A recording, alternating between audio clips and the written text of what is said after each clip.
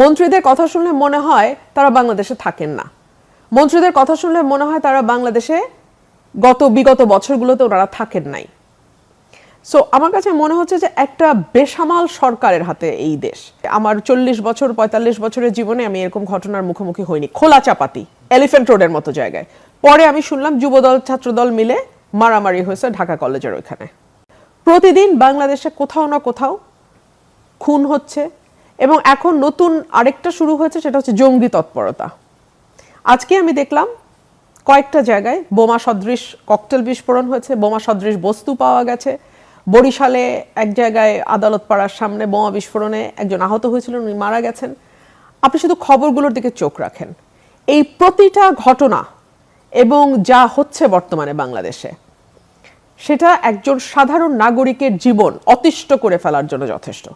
আমার কাছে জুলাই সনদ বাস্তবায়ন নিশ্চয়ই গুরুত্বপূর্ণ, কিন্তু তার চেয়ে অনেক বেশি গুরুত্বপূর্ণ বর্তমানে দেশে যে নানান রকম সংকট চলছে সেগুলো। কেন গুরুত্বপূর্ণ?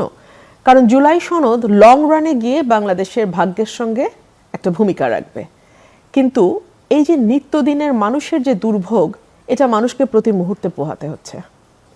বাংলাদেশে বহু বছর পর 3700 মেগাওয়াটের উপরে বিদ্যুৎ ঘাটতি দেখা গেছে। বিদ্যুৎ বিল গত 2 মাস ধরে ডাবল ট্রিপল আসছে। বাজারে গেলে মানুষের অবস্থা ভয়াবহ। আজকে সিলেটে হাজব্যান্ড ওয়াইফ 90+ বয়স, হাজব্যান্ডের, ওয়াইফ 70+ এবং একটা কাজের মেয়ে নৃশংসভাবে হত্যাকাণ্ডের শিকার হয়েছে। প্রতিদিন বাংলাদেশে কোথাও না কোথাও খুন হচ্ছে,